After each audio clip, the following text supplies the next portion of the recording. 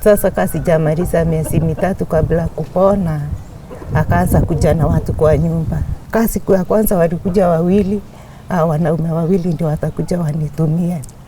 Na niko mgonjwa pale bado CS niko naye. Aliambiwa watu wa CS wakufanywa CS wanakuwa ni bahati mbaya na sitaishi, nitakufa haraka. So alikuwa ananitumia kabla nikufe. Kuna siku alinigonga na huyo mtoto. Sasa unaona siji mtoto aligonga ukuta na hapa hivi. Juu nilinama hivi sana nikijaribu kudefend mtoto. Huyo mtoto aligonga ukuta akakufa. Mimi pia hii ni kisu, ni alama ya kisu yenye alijaribu kunidunga naye.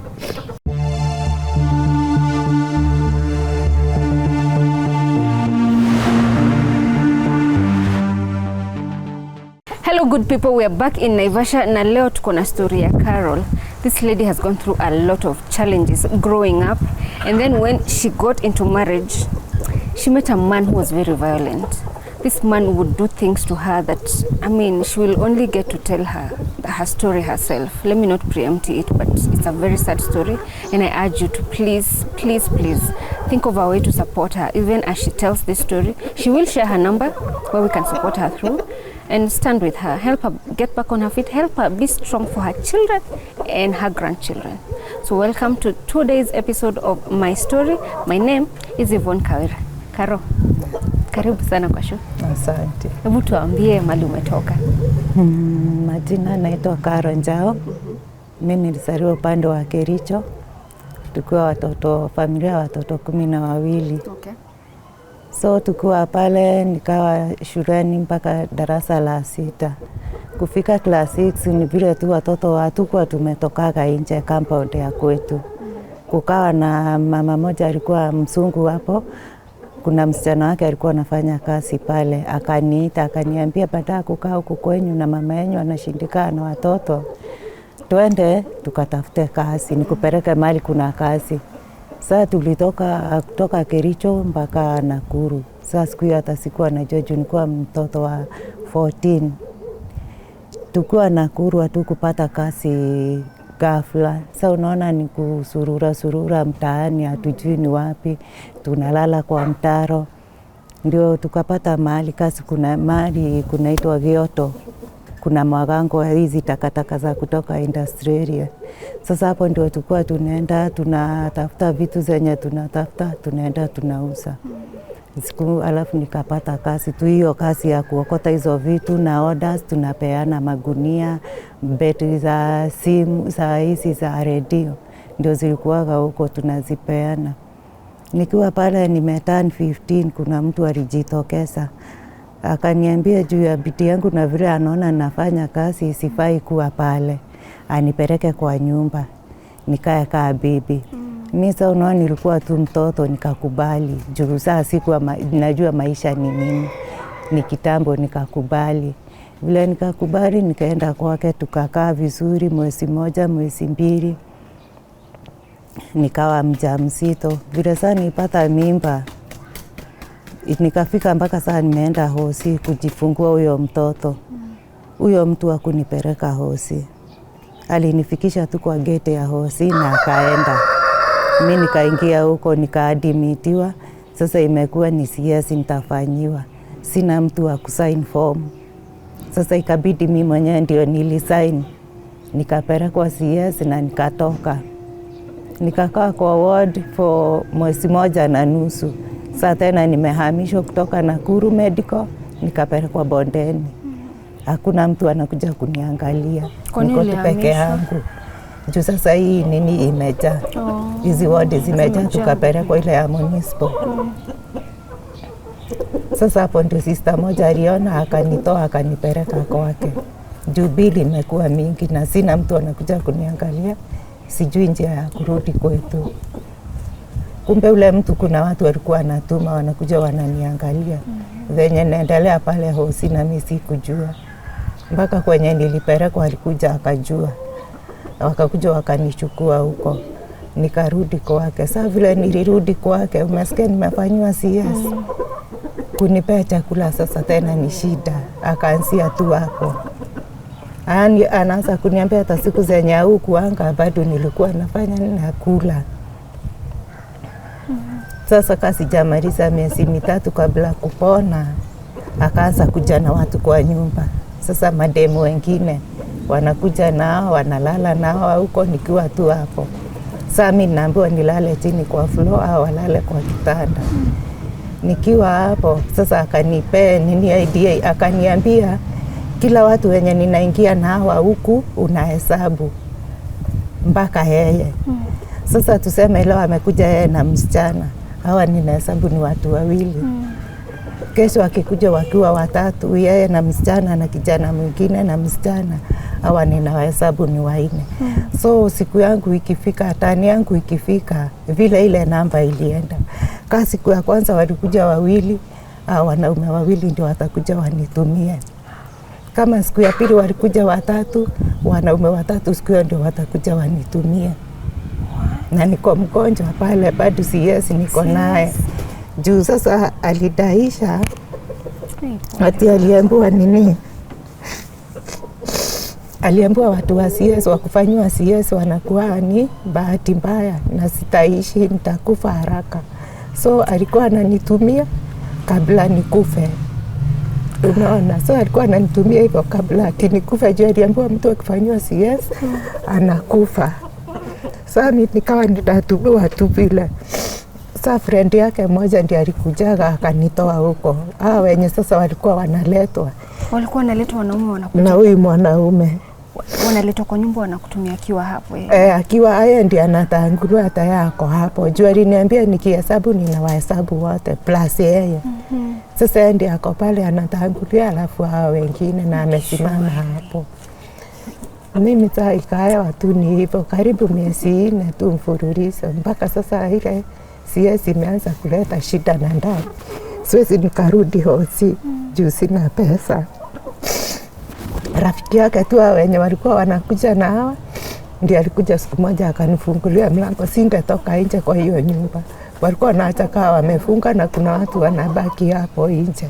Huyo mmoja sasa ndiye alikuja akanipea story, akaniambia huyo jamaa kwake mzuri, ameua watu wengi sana na kuwarusha kwa ile kioto hapo kwa hiyo shimo ya takataka, wasichana wakimletea shida hivyo.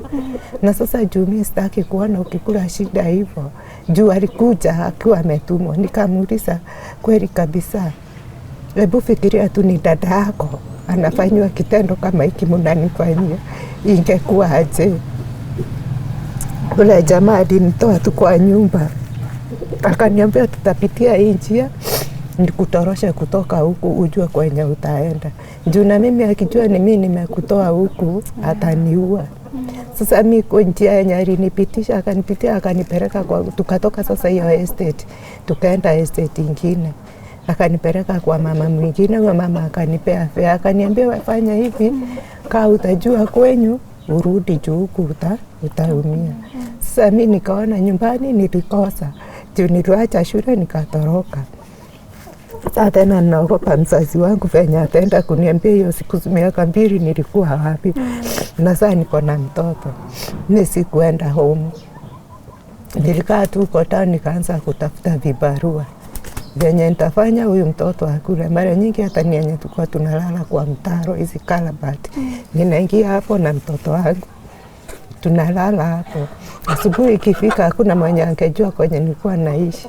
Ninaanza tu kuokota vitu hivi nikiusaga. Tunapata siku hiyo chakula. Nikakaa kumaliza kama miaka 2 hapo tena nikapatana na mwanaume mwingine. Akaniambia badala ukule shida na huyu mtoto, afadhali nikupeleke nyumbani. Sasa tumekaa na yeye Nakuru, alikuwa na kaduka hapo Nakuru. Ndio tulikuwa tunafanya biashara hapo. Na biashara ikashika kabisa. Akaniambia hapana, nitakupeleka nyumbani mpage na mama. Mimi unasikia bado niko mtoto, sasa hizo ndio nafikisha 18 na niko na mtoto. Mimi tukaenda mpaka kwao home. Tukaishi huko. Hawa nao walikuwa wanapikaga changa kwa hiyo boma yao. Sasa ile kazi mzito naye nilipata pale. Kazi yangu ilikuwa mimi ndio nitatafuta kuni ya kuchemsha hii pombe. Maji kwenye itatoka. na saa hizo niko mjamzito tena. Kama ni kuni ninatoka kutoka hapa mpaka town ndio ninaenda kuni na nabeba na mgongo na niko na mimba. Ninakuja kufika kwa nyumba na hakuna chochote kiko kwa hiyo nyumba. Ananiuliza iko wapi chakula. Ninashindwa na kujibu. Hiyo ni vita ya masaa kama 3. Sasa huyo naye kwanza sasa unasikia tukitoka town tulikuwa na vitu kabisa. Mpaka nimeanza kujenga huko. Sasa na huyo akianza kunichapa. Mama yake anakuja anakaa hapa na brother yake anakaa hapa. Sasa ule jamaa ananiandalia vita na ananiambia vizuri, uchuzi mkono. Hii kikushika ni mochari, hii ni wodi na kutuma. Sasa kazi yangu ilikuwa kutinga. Hakuna lingine ningefanya na wewe piga nduru. Uchapo ka umenyamaza. Ananichapa kama saa 3 na anakaa chini ananiambia nimpe ruhusa apumzike kwanza. Ni vile hata yeye amechoka na kunipiga. Sasa mimi hata nikiamka pale mimi sio binadamu tena, hata siwezi nikaamka penye nimechapiwa. Nikaenda hivyo ikafika tena nimetuma hosi. Sasa kujifungua mtoto wa pili tena. Sasa hiyo tena ikawa ni CS. Sasa hapo ndio nilirudi nikaona sasa maisha yangu imegeuka kabisa. Juu vile nilirudi tu nyumbani hivi. Nimetoka hosi, hakuna chakula. Mahindi hii imekauka ngumu ya kusiaga. Hiyo ndio nilikuwa nachamshiwa. Haina maharagwe. Ninachamshiwa, hiyo ndio nilikuwa nakula. Na ambapo nimefanywa siasi saa hizo hakuna kitu nitafanya. Sasa ilikuwa inafika mahali ule jamaa tena akianza kunipiga. Anashika mpaka huyu mtoto ananipiga na huyu mtoto. Mtoto akiwa miezi ngapi? Huyu mtoto akiwa wa miezi 3 hivi, miezi 4. Sasa akinipiga vita, anashika ule mtoto miguu. Ananipiga na ule mtoto kama fimbo. Unaona? Na ni mtoto wake. Ama anamshika tu anamnigonga naye ule mtoto na ni wake. Sasa mimi tunapigwa vita na mtoto wangu tunaachwa tukiwa kama hivi hapo. So kwa bahati mbaya ule mtoto kuna siku alinigonga na huyo mtoto. Sasa unaona siji mtoto aligonga ukuta na hapa hivi. Juu nilinama hivi sana nikijaribu kudefend mtoto. Huyo mtoto aligonga ukuta akakufa. Mimi pia hii ni kisu, ni alama ya kisu yenye alijaribu kunidunga naye. Ikashindikana, akachukua hii spear mkuki. Alinirusha baada ya kunigonga, nikainama, nikawa nimeshikwa na kisungusungu, nikaanguka. Ikapiga mlango, ikapasua mpaka upande ule mwingine. Sasa tulikaa tu hivyo na nikienda nyumbani ndio wazazi saa zingine hata wanarudiwa juu. Sasa unaona kitambo ungetoka kwa ndoa yako unarudishwa na wazazi. Ati utaki kujenga boma yako. Unaumia pale na mzazi ajui. Tukapitana mpaka na mandugu zangu kuniambia nirudi. Nikukataa na kataa boma. Sasa mimi nikirudi kule hiyo shida ndio nilikuwa napatana ya vita.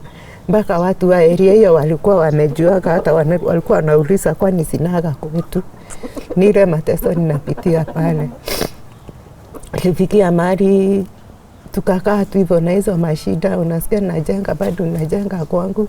Tukitoka Nakuru nilikuwa mpaka na pesa tumenunua mahali juu ya watoto. Sasa ikafika 207 wakati wa crashes. Tulikuwa tumejificha mahali juu ya hiyo vita.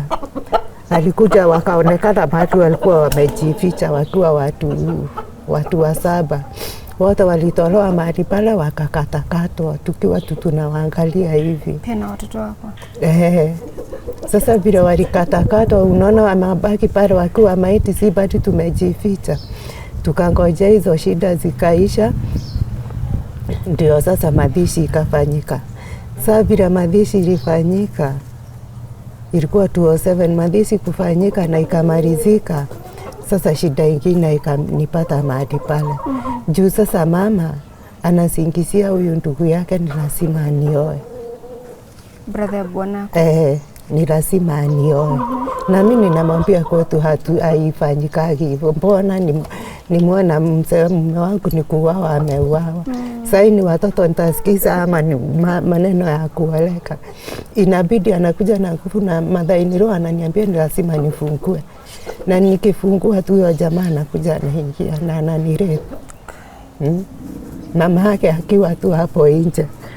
Na anarudi anatoka. Sasa ikawa hivyo juu sasa nimekataa juu ya hizi mali. Sasa ilibidi nikapigwa vita. Vita yenye ilishangaisha hata watu wa huko.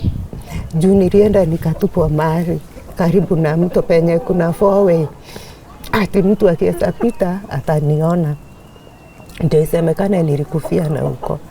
Sasa mimi nilienda nikatupwa mahali sijisikii. Nimeisha kabisa sijisikii hata sisi simama juu ya kuchapwa. Mama alipita hapo akaniona na akanijua. Akanikokota tu mpaka kwake. Hata yeye hakuweza kunibeba. Juu naona sijiwezi, nimeregea tu. Akanipeleka mpaka kwake. Akanitibu pale akiwa amenificha mwezi mzima. Nikiwa tu pale ndani amenificha nikawa na nguvu. Sasa nikafikiria nirudi home. Juu sasa unaona huyu amekufa, watoto niko nao ni 3. Sasa nikarudi home. Kurudi home hiyo 2007 nikakuta naye mama yangu alikufa. Siku hiyo tu 2007 mwaka hiyo amekufa. Sasa mimi sina mtu wa kudidia. Sina mali nitaishi. Hawa wamenitesa hivyo, wameninyang'anya kila kitu ya hawa watoto. Hawa watoto wakakuja wakaniuliza, sasa mama tumebaki hivyo na baba yetu amekufa, tutaikuwa na kwetu. Nikamwambia siku moja Mungu atakuja kutusaidia na tutakuwa na kwetu. Wakaniuliza lini? Na sasa si tumebaki, hatuna shosho, hatuna baba. Mimi nikiwa tu hapo sasa nikawaambia Mungu atatusaidia.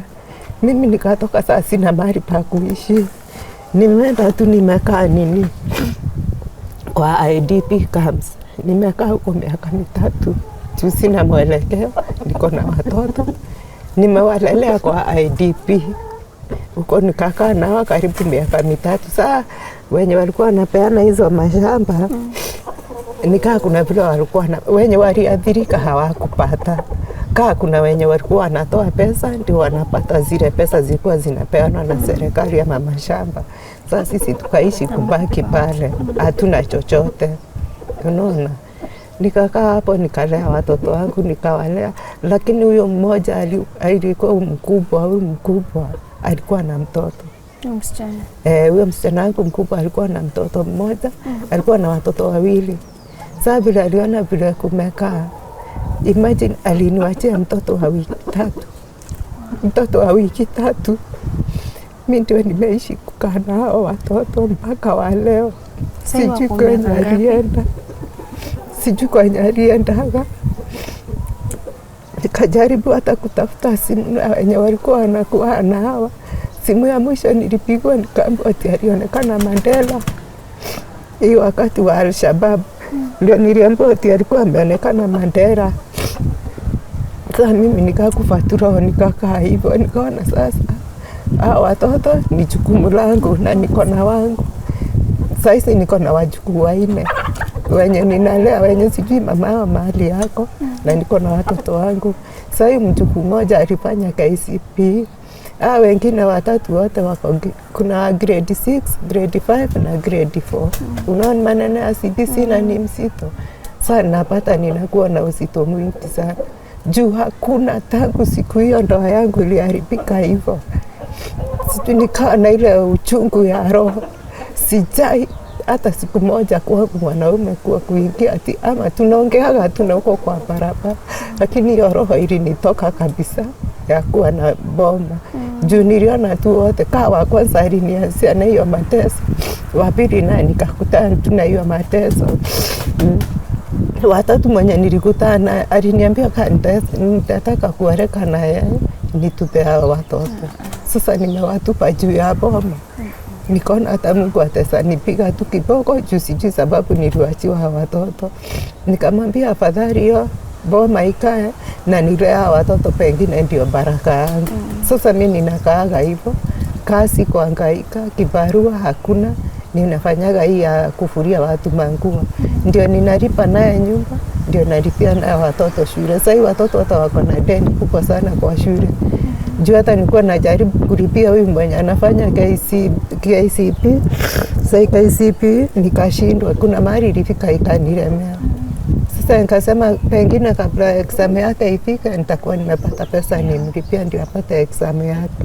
Unaona? Mimi maisha yangu imekaa hivyo. Sina mtu wa kunisaidia, sina mtu nimetegemea. Watoto wangu hawana mahali watasaida kwao. Hii nyumba hata tunalalaga njaa na hakuna mtu atasajua. Juu ni kitu niliwafunza kuvumilia. Msiende mkisema na huko juu hata wenye wanakupea kazi, mtu anakutumia na shida yako.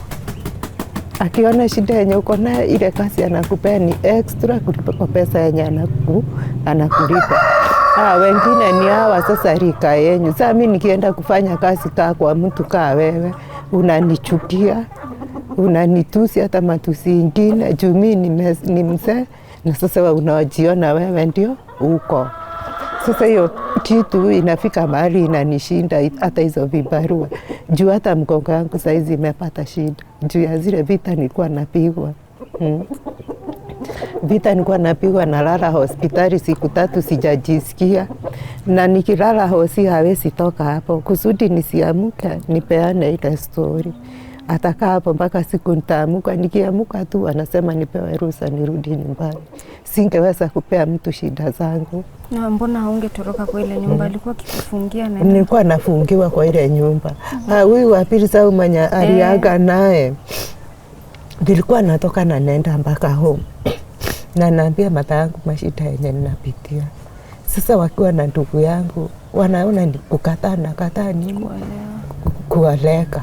Unaona?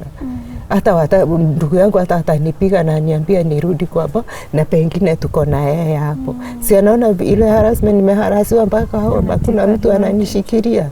Sasa yeye mbona asinitumia vile? Juu ulienda kwa mzazi ukaambiwa rudi. Ni kukataa unakataa kujenga. Na sio kukataa.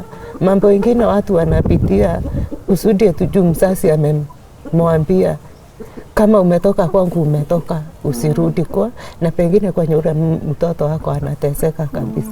Si unaweza kaa huyo mtoto wangu nisijue aliendaga wapi. Mpaka leo. Vile aliona kifo ya baba yake, aliendaga hivyo, akaniwachia watoto mpaka wa leo. So wewe ndio kila kitu kwa sasa mimi ndio kila kitu. Mimi ndio mama yao, mimi ndio baba yao, mimi ndio nyanya yao, mimi ndio kuka yao. Kila kitu ni mimi kwa hii nyumba. Hakuna mtu nimetegemea. Na kwa jumla ni watoto wangapi? Watoto wangu wote ni 3 na hawa sasa ni 4. Unaona ni watoto 7. Wote ni mimi wametegemea. Na nang'eng'ana tu penye nitaweza. So ndio nilikuwa nauliza tukaa kuna mtu angeweza tu kunisaidia. Angalau hata watoto wasome. Maisha yao wasipitie ile maisha mimi mwenyewe nimepitia nikiwa shosho yao. Juu sasa mama yao sijui naye alipitia gani na akaenda. So nilikuwa tunauliza niokolewe hawa watoto. Juu nini yao isipotelea. Vision yao isipotelea yenye wanakuaga naye. Juu hata wananipeaga hope wananiambia shosho usijali. Sisi tukisoma tutakaa vizuri. Na mimi ninawapea hiyo hope. Juu hakuna lingine nitaweza kuwaambia. Mimi hata stories zingine sijai waambia. Juu naona ni kuwaua roho. Sasa ninawavumiliaga kuwapa nguvu kabisa. Venye mtu anafaa kupigana na maisha. So ndio nauliza kama kuna mtu tu mwenye ataweza niokolea hawa watoto. Hata kama ni masomo ama nyumba kama hiyo. Ama tu hata kama ataweza wezeshwa awapatie mahali penye wataweza kuwa wakiita pao. Juu saizi miaka yenye niko nayo sasa nina turn 54 kwa saizi. Unaona sina hiyo nguvu hata ya kufanya hizo vibarua. Ninaenda ninalemewa juu ya mgongo ililete shida na hizo vita. Ndio akala hata watoto.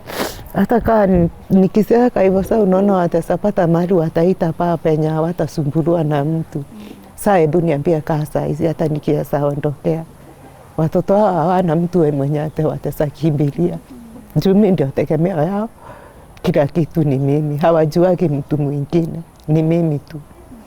Sasa mimi hivyo ndio shida zangu ziko, na hivyo ndio naomba mtu yeyote mwenye tu ataguswa na Mungu anisaidie, na Mungu atamzidishia pia. Karo, namba yako ya simu yenye mtu anaweza kupata nayo akitaka kukusaidia ni gani? Namba yangu ya simu ni 07 29 99 75 02. Okay. Na italeta jina lako Caroline? Italeta jina Karo Wanjiro Njao. Karo Wanjiro Njao. Sawa sawa. Pole sana kwa yale ambayo alikupata. Na umefanya vizuri kusimama nao watoto kwa sababu wangeenda wapi? Sasa nikewatupa na wametupa waende wapi? Si hata mimi singeishi miaka hiyo Mungu amenipea. Wenyewe singekuwa na nguvu kama vile saizi niko. Jukaa ningewatupa ati niende nikae starehe na mwanaume. Si damu ya watoto bado ingekuwa inanisumbua. Na hata hakuna baraka ningepata. So mimi niliona tu nikauka na hawa niishi na hawa mpaka vile Mungu atawafikisha penye atatufikisha na hawa. Sawa, tunakutakia kila laheri. Asante. Na tunashukuru that umekubali kutrust na story yako. Na ingawaje imekuwa ya uchungu sana ile ambayo umepitia. Ni kujipa moyo tu, ni vile tu Mungu anakupea nguvu. Juu yale yalishapita, Mungu alikupea nguvu kuweza kupigana. Hakuna vita ingine utaweza ogopa. Ni kujipea tu roho. Juu msaka ningekufa roho, unaona hata watoto wangefika hapa. Singeweza kuwalea.